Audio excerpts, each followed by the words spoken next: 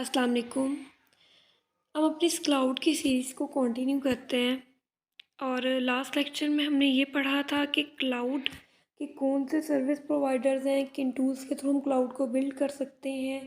Cloud की कुछ extra functionalities पढ़ी थी और उसके जो सर्विस प्रोवाइडर्स थे उनका मार्केट शेयर पढ़ा था। आज हम ये पढ़ेंगे कि जो अमेज़ोन है उसे क्यों दुनिया में सबसे ज़्यादा यूज़ किया जाता है उसकी क्लाउड की सर्विसेज को। क्योंकि मैंने पहले बताया कि उसका मार्केट शेयर 40% है, तो वाई क्यों है? उसकी इन 3 सर्विसेज की वजह से अमेज़ोन की सर्विसेज को, अमेज़ोन के क्लाउड को दुनिया में सबसे ज़्यादा यूज़ किया जाता है। पहली है इलास्टिक कंप्यूट क्लाउड। अच्छा, यहाँ पे जो पहला वर्ड है ना वो है इलास्टिक। इलास्टिक जो है ना वो इलास्टिसिटी से निकला और वो ये निकला है स्केलेबिलिटी से। यानी हमारी ये जो सर्विस है हमें ये इख्तियार देती है कि हम अपनी एप्लीकेशन को क्लाउड पे रन करवा सकते हैं, और जब उस एप्लीकेशन पे जो क्लाइंट्स हैं उनका जो वो ट्रैफिक है वो ज़्यादा होगी तो क्लाउड उसको भी हैंडल करेगा। और जब हमारी साइट पर, हमारी एप्लीकेशन पर जो ट्रैफिक है वो कम होगी तब भी क्लाउड उसको हैंडल करेगा। इलास्टिक कंप्यूट क्लाउड कंप्यूट कर सकते हैं, यानी हम अपनी एप्लीकेशन को क्लाउड के ऊपर डिप्लॉय करेंगे और फिर हमारी एप्लीकेशन उसके ऊपर रन करेगी। क्लाउड में क्या होते हैं? सर्वर्स होते हैं। उन सर्वर्स के ऊपर हम अपनी एप्लीकेशन को डिप्लॉय कर देंगे। जिस तरह हम हमारी एप्लीकेशन, जिस हम ब्राउज़र के थ्रू किसी भी साइट को एक्सेस कर लेते हैं, किसी भी वेबसाइट को, तो यही वाला हिसाब होगा कि हम जब अपनी एप्लीकेशन को क्लाउड पे डाल देंगे तो जो हमारी एप्लीकेशन है उस पर ट्रैफिक ज़्यादा हो चाहे कम हो, क्लाउड जो है वो उसको हैंडल करेगा। ठीक है, इलास्टिसिटी है, स्केलेबिलिटी है इसके अंदर। ठीक है। सेकंड है सिंपल स्टोरेज सर्विस, S3। यानी हम अपने डेटा को, एनी अमाउंट ऑफ डेटा, उसे from anywhere in the world उसे स्टोर कर सकते हैं क्लाउड के ऊपर और रिट्रीव कर सकते हैं at any time. Any amount of data from any place at any time. ठीक है, हम अपने डेटा को स्टोर कर सकते हैं, उसे रिट्रीव कर सकते हैं, और ओवर द इंटरनेट के थ्रू। और जो थर्ड है वो था EBS, इलास्टिक ब्लॉक स्टोरेज। देखिए, जब भी हम अपनी एप्लीकेशन को अपने पीसी के अंदर भी रन करते हैं, अपने कंप्यूटर के अंदर, तो हमें रैम चाहिए होती है, और रैम के अंदर हमारा टेम्परेरी डेटा स्टोर होता है, और जो हमारी लोकल डिस्क होती है उसके अंदर हमारा परमानेंट डेटा स्टोर होता है। तो ये क्या करता है कि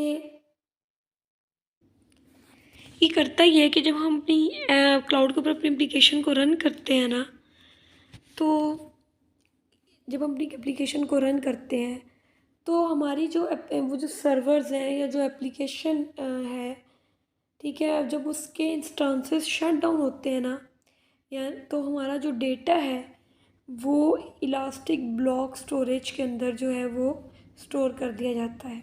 मैं इसे सिंपल वर्ड्स में समझाती हूँ कि हमारी जो ऐप है, एप्लीकेशन है,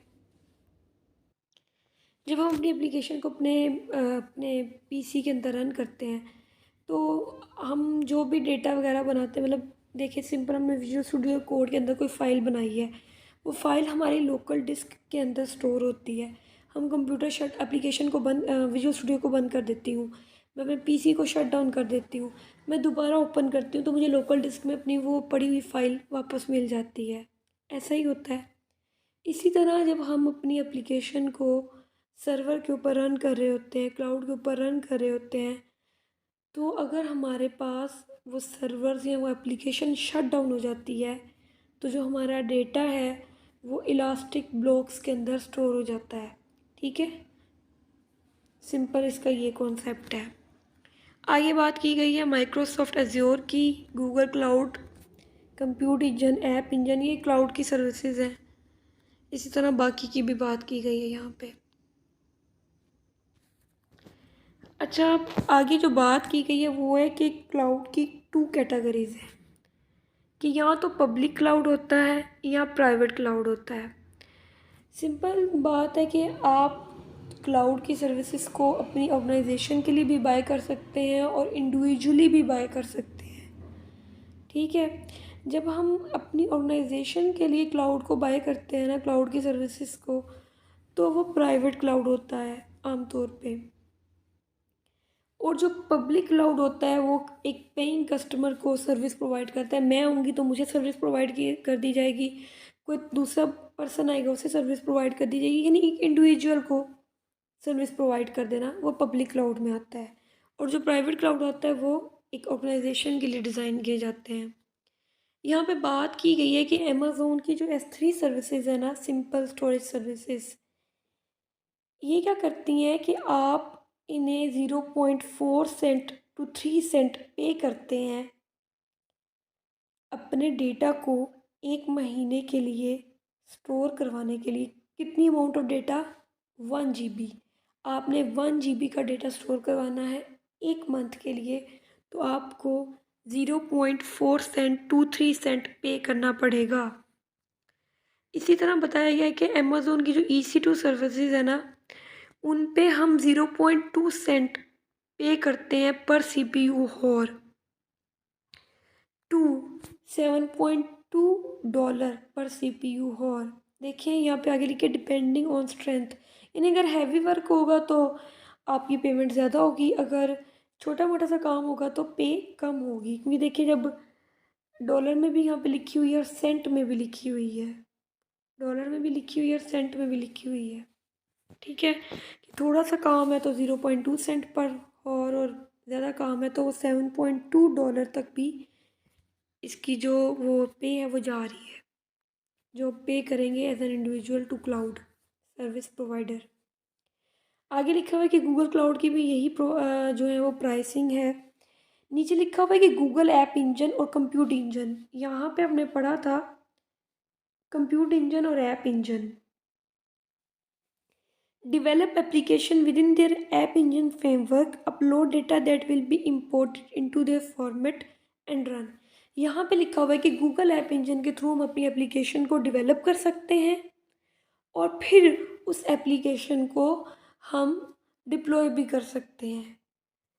यहाँ पे लिख रहे हैं upload data that will be imported into their format and run, कि उस एप्लीकेशन को बिल्ड भी कर सकते हैं गूगल ऐप इंजन के थ्रू और फिर उसको डिप्लॉय भी कर सकते हैं। अभी जो गूगल ऐप इंजन है ये किसकी एग्जांपल है? अगर सोचा जाए, जो पीछे हमने ये 3 सर्विसेज पढ़ी, ये इनमें से किसकी एग्जांपल है?